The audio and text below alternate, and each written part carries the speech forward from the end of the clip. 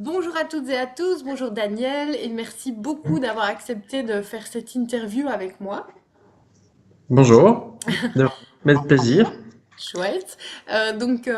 Tu as vécu un burn-out et on va évidemment creuser un peu la question ensemble, mais je trouve que ce serait intéressant que tu commences par te présenter en quelques mots. Bah voilà, je me présente donc Daniel, marié, papa d'un petit Max, qui va bientôt avoir ses 4 ans et demi. Euh, je pense que c'est grâce à lui que j'ai eu la force de sortir de mon burn-out. En tout cas, ça a été une des grosses pierres sur lesquelles j'ai pu rebondir. Bah voilà, donc j'ai 36 ans, je travaille maintenant depuis presque 10 ans. Le 2 avril, ça fera pile poil 10 ans que je travaille dans une société qui fabrique des arômes dans un secteur, enfin moi je suis au secteur logistique et planning. Donc c'est vraiment un métier assez stressant, beaucoup de pression et on s'est retrouvé en fait à avoir une équipe qui a grandi petit à petit parce que les activités ont augmenté, mais la charge de travail n'était pas adéquate au nombre de personnes et elle ne l'est toujours pas, je pense. Et en plus de ça, il y a eu un problème relationnel avec les gens directs avec qui je travaillais, au sein de mes collègues. Parce que je parle pas de la hiérarchie, mais je parle de mes collègues. Et donc du coup, rajouter donc le manque de considération de la hiérarchie qui considère que c'est normal de faire des heures et que c'est normal d'être débordé et que c'est normal de rester 2, 3 heures de plus chaque jour. Mhm. Plus le fait de ne pas pouvoir décompresser de temps en temps avec les amis, enfin avec les collègues, ça fait que petit à petit, je me suis enfoncé dans le burn-out. Ok. J'ai simplement été chercher au-delà de mes limites sans me rendre compte. Pas que je le pense, mais qu'on me l'a toujours dit, j'ai un caractère assez fort, assez dur. Je suis un mal au travail. J'aime que les choses soient bien faites. J'aime investir et aller à fond des choses. Donc, bah voilà, s'il y a du travail et qu'il faut rester, il faut le faire, quoi. Je veux dire, ça Mhm. fait partie de ma philosophie d'avoir une conscience professionnelle, comme on dit. Et je pense que tout ça fait que d'un côté avoir des ambitions, d'un côté avoir une motivation, une abnégation, et de l'autre ne pas avoir de reconnaissance et avoir une mauvaise ambiance, c'est le cocktail détonnant. En tout cas pour moi ça a été explosif. Et le plus vicieux je trouve avec le burn-out, c'est que ça vient vraiment lentement, insidieusement, que ça s'installe sans qu'on s'en rende compte. Je peux pas vraiment parler qu'il y a eu des symptômes majeurs avant de commencer à être vraiment dans le rouge. Moi, ce qui m'a un peu alerté, c'est qu'en 30 ans de vie, j'ai peut-être été malade une dizaine de fois, mais jamais très méchamment. Et un an avant de rentrer en burn-out, j'ai fait 7 angines. Ouais, d'accord. Donc, à la septième angine, j'ai commencé à dire à mon médecin qu'une angine tous les 2 mois, c'était un peu fort de café, vu mon âge, vu ma constitution. Ok, je suis pas parfait, je bois, je fume un peu de temps en temps. Je mange pas spécialement le plus équilibré du monde, je ne suis pas un stakhanoviste du régime, mais globalement, j'ai quand même une activité, je me dépense, je fais attention, je mange des légumes, enfin, je veux dire, j'ai une vie normale. Et je trouvais bizarre qu'à 33, 34 ans, je tombe malade aussi souvent, et surtout que ce soit quasi exclusivement des angines. Mhm. Et en fait, le médecin a commencé à me poser des questions. C'était un médecin que je voyais pour la première fois, lui, parce que mon médecin traitant était en congé. Ok. Et en 10 minutes de discussion avec moi, le gars il m'a dit, je pense, monsieur, que vous êtes dans un burn-out profond. Il est temps que vous preniez les choses en main. Sinon, vous allez droit à la crise cardiaque ou à l'AVC. Alors, quand un parfait inconnu te dit ça, et que ta femme te le dit depuis 6-7 mois, qu'elle te voit plus sourire, que tu es irritable, que tu laisses plus rien passer, que tu t'énerves pour un oui ou pour un non, et qu'un inconnu te dit ça, tu dis waouh, c'est à ce point-là. Et en fait, c'était ça le plus dur, je pense, dans le burn-out, c'est que je me suis rendu compte de rien. Et Mhm. l'élément déclencheur qui a été pour moi la goutte d'eau qui a fait déborder le vase, et où je me suis dit, maintenant je suis vraiment malade, il faut que je me prenne en main, il faut que je m'arrête. C'est peut-être le plus dur, c'est de se dire, il faut que je m'arrête. Mhm. Ça a été que je suis rentré de mon dernier jour de travail avant Nouvel An, le jour du réveillon, et le petit était fatigué, il pleurnichait, il gémissait, et je suis rentré, je crois que j'ai pas fait 20 minutes, pas 5 minutes dans la maison que je lui ai hurlé dessus, parce que ça m'énervait son attitude. J'avais 39,5 de fièvre, j'avais donc mon angine à plein tube, j'avais quand même été bossé. Je lui ai hurlé dessus, je l'ai secoué, et ma femme est sortie, et quand il est revenu avec le petit une demi-heure après, je t'ai calmé, et je lui ai demandé pourquoi ils étaient sortis. Il m'a dit, mais tu viens de crier comme un possédé. Et je dis, mais non. Et il dit, si, tu viens de le faire. Et je m'étais même plus rendu compte à quel point je pouvais dépasser les limites, que je me contrôlais plus, tout simplement parce que j'ai plus d'énergie en fait. On n'a plus l'énergie pour souffler, se dire allez, c'est pas si grave. Non, on contrôle plus. Les nerfs lâchent et il y a tout qui sort. Mhm. Et donc pendant 2 mois et demi, j'ai quand même continué, le temps que les démarches se mettent en place. Donc, dès mon retour de maladie, j'ai été prévenir mon conseiller en prévention et mon manager qu'on suspectait un burn-out chez moi de par mon médecin. Mon entreprise a voulu me faire voir le psychologue de l'entreprise, donc via Mansoura. Et ça a mis 2 mois plus ou moins pour qu'on trouve un rendez-vous, une date qui correspondait, parce qu'ils voulaient m'envoyer sur Bruxelles, mais moi je préférais sur Namur, donc voilà, c'est un peu de ma faute aussi que ça a traîné. Et la même chose, j'ai été voir la personne, j'ai commencé à parler avec lui, après 2 minutes j'étais en pleurs, mais vraiment une fontaine. Donc le gars il m'a dit, voilà, on va arrêter les frais tout de suite, c'est un burn-out plus que convaincu, vous allez voir le médecin traitant, vous arrêtez. J'ai été arrêté donc pendant 6 mois, avril, mai, juin, juillet, août, septembre, ouais, 6 mois. Et alors là, le plus violent, c'est de se rendre compte que quand on retire cette pression morale de il faut que j'aille bosser, il faut que je me lève, il faut que je mange, il faut que je range la maison, il faut que je... Quand le cerveau se dit on est à l'arrêt, on s'arrête. On n'est pas en vacances, on s'arrête. Alors à ce moment-là, on voit à quel point on est fatigué.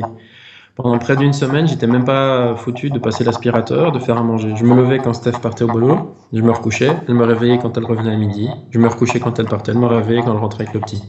J'ai jamais dormi, je fais jamais de sieste. Depuis le burn-out, une sieste, c'est quasi tous les 2 jours du week-end, et dès que je suis en congé, dès que je peux faire une sieste, j'en fais une. J'ai vraiment épuisé mon corps au point où n'importe quelle activité physique était pénible. Et ça, c'est aussi peut-être quelque chose de difficile à vivre pour les gens qui sont en burn-out, de l'accepter, tout simplement, que le corps est à bout et que voilà, on fait ce qu'on peut, ne pas vouloir aller trop vite. Quand les réserves ont commencé à vouloir revenir, je me suis dit, je vais aller faire du vélo tous les jours, je vais courir, et puis on fait 10 minutes de vélo, on est une loc. Donc voilà, ça a été le plus dur de gérer pour une personne dynamique. Et surtout, voilà, on a une vie de famille, on a une femme qui travaille, qui doit en plus, quand elle rentre, s'occuper de la maison, on a un enfant en bas âge qu'on veut s'occuper, et on ne sait pas. Donc il faut absolument arriver à passer outre cette culpabilité, parce que ça n'aide pas, il faut vraiment rester dans du positif. Se dire qu'on se reconstruit, qu'on se retape. Et après 3 mois, vers le mois de juillet, j'ai commencé je me suis mis un challenge pour voir où j'en étais. J'ai voulu faire mon étang moi-même, donc le creuser, l'aménager. Et à coup de 1 heure par jour, ça a été vraiment une reconstruction qui m'a permis de me dire, voilà, maintenant les choses reviennent, et de prendre conscience que petit à petit, on arrive à faire de grandes choses. Il faut juste accepter de prendre son temps. Et entre-temps, j'ai découvert le Reiki. Je cherchais donc une activité pour me détendre et trouver un moyen de me canaliser, m'aider à méditer, m'aider à souffler. Parce qu'on a beau dire non mais ça va, je gère, je souffle, le travail, une fois que j'ai quitté le bureau, je l'emmène plus à la maison. Si c'est pas conscient, en tout cas inconsciemment, il nous poursuit. Parce que volontairement, je parlais pas du travail à la maison, ou très peu, quand vraiment la journée avait été difficile, histoire d'évacuer avec Steph. Et donc je pensais vraiment pouvoir dissocier l'un et l'autre. Et ben au final non. Non, parce qu'on dort quand même pas bien, on se réveille quand même au milieu de la nuit, on ne sait pas pourquoi, et donc ça fait vraiment partie de cet épuisement qui nous ronge. Et donc voilà, le Reiki m'a permis justement de me poser, de souffler, d'avoir une philosophie de vie beaucoup plus détachée et patiente, ce qui était difficile pour moi au début. Et de reprendre goût tout doucement au fait que je me connais maintenant, je sais où sont mes limites, il faut savoir dire non. Donc j'ai repris contact avec mon employeur. Je savais que la chose qui était importante pour moi, c'était d'être disponible pour ma famille. Donc commencer à 8h et finir à 17h30, 19h, parce qu'on avait des heures sup. Je venais de me rendre compte que mon fils venait de passer ses 2 premières années, on se battait pour aller le chercher à la crèche. C'était vraiment pénible pour moi de devoir aller quand Steph avait ses labos et que je ne pouvais pas, j'avais pas le choix, je devais aller chercher le petit. C'était pénible de quitter le travail en sachant qu'il nous restait encore tout ça à faire. Oui. Et limite, j'avais même plus de joie d'avoir mon fils à la maison. Et je me dis, mais c'est triste.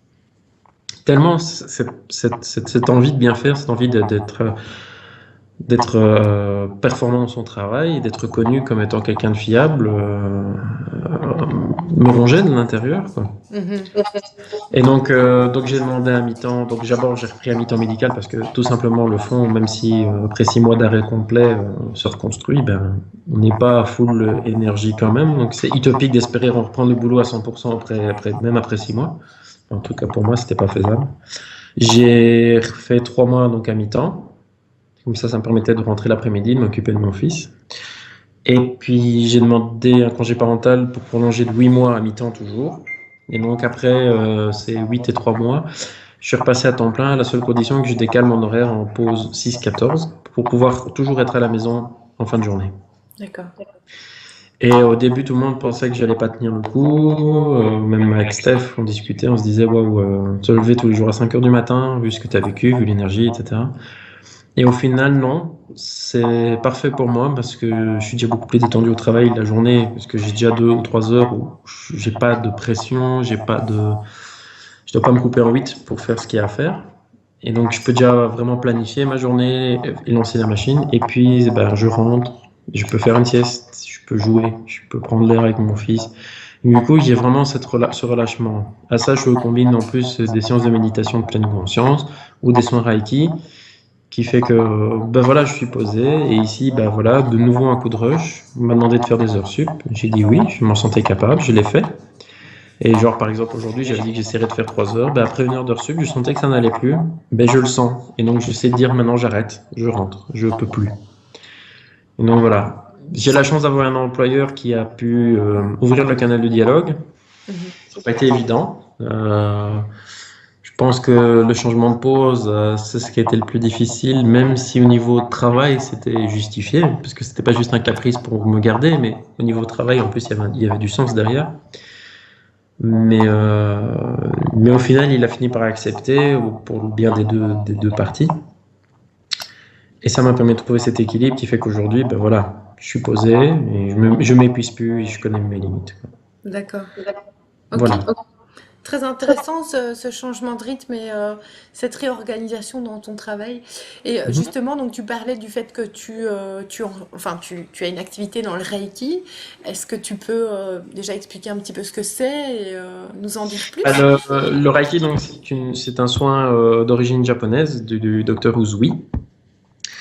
Euh, on part du principe que nous sommes tous énergie et que l'énergie est tout autour de nous. Nous sommes juste une concentration d'énergie qui fait qu'on est une masse, mais on est de l'énergie avant tout. Et que tous les problèmes qu'on peut avoir, qu'ils soient d'ordre physique, émotionnel, psychologique ou spirituel, viennent d'un déséquilibre. Et donc, avec le Reiki, la position des mains, on essaye de rééquilibrer l'énergie des gens pour essayer de leur permettre de se débarrasser de tout ce qui n'est pas bon et juste pour eux, de tout ce qui est négatif qui leur ronge, qui les mine, que ce soit vraiment une maladie, oui, mais que ce soit des émotions qu'on cache, qu'on soit consciemment caché ou qu'on a dans un inconscient profond. Et d'ailleurs, quand je pratique des séances de Reiki, c'est pas rare qu'en imposant mes mains sur certaines zones du corps, il y a des gens qui se mettent à pleurer ou à avoir des fous rires, et que même après la séance, quand ils veulent débriefer, parce qu'ils ne comprennent pas d'où ça vient, je dis juste non, ne contrôlez pas, c'est que vous avez quelque chose en vous qui doit sortir. Et donc voilà, donc j'ai fait ma formation Reiki. On a 3 niveaux pour devenir maître. On a un niveau pour en plus devenir enseignant. Donc je suis devenu maître ou enseignant pour apprendre aux gens à se faire les soins par eux-mêmes. Et donc simplement en posant les mains pendant 1 heure sur 20 parties du corps différentes, on aide les gens. Je vais pas dire le terme guérir parce que beaucoup de gens vont me dire que je suis pas médecin, qu'on peut pas dire guérir. Mais en tout cas, on peut soulager. C'est avec un terme un peu moins médical. On peut réellement soulager beaucoup de maux. J'avais des douleurs articulaires au niveau des doigts, elles ont complètement disparu depuis que j'en fais. Steph qui souffre beaucoup de douleurs articulaires, qui a des inflammations chroniques, ben, je ne la débarrasse pas de ces inflammations, mais je les atténue au point que c'est supportable sans médicaments. Mhm. Donc déjà, si le Reiki permet de passer des vies sans prendre de médicaments, moi je trouve que c'est déjà un bonus. Tout à fait. Et au pire du pire, ça permet au moins aux gens de pendant 1 heure d'éteindre le GSM, d'être dans une ambiance reposante et de se dire que on prend du temps pour soi. Donc en dehors du côté réel, actif, de l'énergie, il y a le côté psychosomatique derrière de se dire waouh, j'ai pu me déconnecter 1 heure, j'ai pu arrêter de vivre accroché à toute cette technologie qui m'entoure et si je réponds à un message dans 1 heure, c'est aussi bien. J'ai le droit d'à m'arrêter. Arriver à quitter ce tout maintenant, tout de suite, Oui, oui. se rendre compte que les choses prennent du temps. Ça prend du temps de sortir d'un burn-out. Maintenant, ça va faire 2 ans. C'est pas parce que ça fait 2 ans que j'ai repris le travail, enfin, voilà, 2 ans que j'ai commencé à être à l'arrêt et que je reprends maintenant, que je suis de nouveau full énergie, que je peux fêter mes 36 ans comme je l'aurais fait mes 34 ou mes 33. 2 ans pour se retaper complètement, pour être comme avant. Mhm. Si on peut être comme avant, c'est vraiment un minimum. Et donc, du coup, ça vraiment prendre conscience que, voilà, on peut s'arrêter, mais les choses prennent du temps. Ça prend du temps de prendre soin de soi. Ça prend du temps de se guérir, mais ça fait du bien de prendre du temps, de respecter le temps. Super. Et si tu devais donner un conseil aujourd'hui, Daniel, à quelqu'un qui est sur la pente descendante, je dirais, qui se sent mal dans son boulot, qu'est-ce que tu dirais? Déjà parler. Déjà parler, et si on a la chance de pouvoir en parler au sein de son couple, c'est déjà énorme. Moi, j'ai pu en parler avec Steph, mais le bémol que je vais mettre d'en parler à quelqu'un dans son couple, c'est que on n'a pas toujours confiance au jugement de l'autre, dans le sens où on se dit qu'il est biaisé parce qu'il nous aime ou parce que il s'inquiète pour nous. Et en tout cas, moi, quand Steph me disait que ça n'allait pas, qu'elle me voyait plus sourire, plein de petites choses comme ça, c'était vraiment, mais oui, mais elle se tracasse pour moi, mais je me sens bien, je vais bien, ça va bien. Et en fait, ça, c'est le pire scénario. Parce que au plus on va loin, au plus on creuse, au plus la pente à remonter sera longue et dure et pénible. Donc, si à un moment on se sent plus, si vraiment on sent qu'on tombe malade trop souvent ou qu'on a des douleurs qu'on n'avait pas avant et qui sont vraiment, allez, comment dire, symptomatologiques du j'ai mal aux pieds, j'ai mal au dos, j'ai mal à la gorge, c'est j'ai plus envie d'aller travailler. Le corps nous parle en fait, le corps nous dit n'allez plus travailler, je te fais mal aux pieds pour que tu ne te lèves plus, que tu ne marches plus. Je te fais mal à la gorge parce qu'il y a quelque chose qui est là, qui doit sortir et que tu ne le dis pas, écoute ton corps. Ça, écoutez votre corps et allez voir des gens qui peuvent vraiment vous aider. Soit des gens qui ont vécu des burn-out, si vous voulez pas tout de suite rentrer dans les filières psychologues, etc. Si ça vous fait peur, je peux comprendre. Même si ces gens, moi j'étais voir un psychologue pendant 5, 6 séances, j'ai pas dû passer ma vie chez un psy. Mais voilà, c'est pour moi. Mais je peux comprendre qu'il y a des gens qui ont peur d'aller se dire je vais chez un psy, je suis pas bien, c'est ma tête qui va pas. Oui, on n'est pas bien, notre tête ne va pas, mais on n'est pas un fou, on va pas être interné. Non, c'est juste voilà, parfois des gens extérieurs sont peut-être le meilleur support pour nous faire prendre conscience de là où on en est, parce que ces gens ne nous connaissent pas souvent et ils arrivent à mettre des diagnostics qu'on a déjà entendus. Et donc moi, cette somme des deux, de nos conjoints, nos amis qui nous disent ça va pas, tu diras, plus un inconnu qui nous dit exactement la même chose, et à un moment on se dit, il y a la masse qui nous dit que ça ne va pas, c'est que ça ne va pas. On va écouter et on va faire ce qu'il faut pour aller de l'avant. Donc vraiment dire, voilà, écoutez votre corps et allez voir des gens pour vous aider. Vous n'êtes pas seul, je pense qu'on est vraiment une génération qui va exploser de plus en plus. Rien qu'autour de moi, j'en connais 5. Ouais. Donc voilà, tous des profils différents, des tranches d'âge différentes, hommes et femmes. Donc il n'y a pas un profil type trentenaire, jeune cadre dynamique. Non, non. Que ce Tout à soit fait. dans le public, dans le privé, la Mhm. quarantaine, la cinquantaine, la trentaine, la vingtaine. Je connais des jeunes de 25 ans qui ont craqué aussi. Donc voilà, on n'est pas seul. On n'a pas à avoir honte de ça. Il y a aucune honte à avoir de dire qu'on craque, qu'on n'en peut plus. Je pense qu'on est dans une société qui nous en demande trop. Mhm. Et que c'est normal, on en arrive tous là et au profit de faire des économies, de mettre de plus en plus de charges de travail sur les gens, on les épuise. Et on oublie que leur bonheur émotionnel et psychologique, il est plus là, que c'est pas parce qu'on met un gros chèque en fin de mois, quand il y a un gros chèque, que les gens vont tenir et vont être heureux. C'est pas parce qu'on fait un souper de fin d'année et qu'on offre un chèque bongo pour service rendu à la prime ou qu'on a une prime de 2% sur les bénéfices que les gens sont épanouis, ils sont heureux. Le temps de famille, le bonheur au travail, le temps de break, le vraiment souffler, ça n'a pas de prix, ça ne se monnaie pas. Et je connais peu de sociétés qui se permettent de le faire. Et ben voilà, quand on arrêtera d'être 3 pour faire le travail de 6, à mon avis, il y en aura moins. Et en tout cas, pour les gens qui sont dedans, écoutez-vous, écoutez votre corps et allez voir. Discutez. Vous n'êtes pas obligé de vous arrêter tout de suite, mais allez déjà discuter avec des gens. Profitez de leur expérience. Et alors, vous verrez bien où ça vous emmène. Chouette. Mais merci Daniel, je suis amplement d'accord avec ton point de vue, que je trouve très pertinent. Ça n'engage que moi. Euh, pour les personnes qui vont regarder cette vidéo aujourd'hui, qui se disent, bah, tiens, j'aimerais bien tester le Reiki, ça pourrait peut-être Oui. m'aider dans mon quotidien, etc. Comment est-ce qu'on peut te retrouver? Tout simplement avec l'Arbre du Bonheur, que ce soit sur Facebook ou on a notre site internet. Donc avec ma femme, nos deux burn-out respectifs nous a amené à se dire que le bien-être était quelque chose de fondamental et qu'on voulait partager et réapprendre aux gens à prendre soin d'eux. Donc on a décidé de se lancer et Steph est lancée comme indépendante depuis le mois de février. On offre toute une multitude de services, que ce soit le Reiki, les massages, les lithothérapies, les ateliers créatifs, enfin voilà, j'en passe et d'autres. Tout se retrouve sur le site L'Arbre du Bonheur. Voilà, on est référencé sur Google, sur Facebook. Vous êtes les bienvenus, que ce soit pour prendre un soin ou tout simplement pour prendre une heure pour discuter. Comme je disais, je fais partie des gens qui se mettent à disposition de ceux qui souffrent et qui se posent des questions. S'ils veulent partager tout simplement leur vécu, se poser des questions, ben voilà, je suis disponible pour en parler, vous dire qu'on n'est pas seul, on peut vous aider. Que ce soit juste en parlotte ou en soins réels. Ah, génial. Super. Et je précise que vous êtes dans la région de Gembloux, donc Voilà, c'est-à-dire... Bordeaux, Namur, voilà.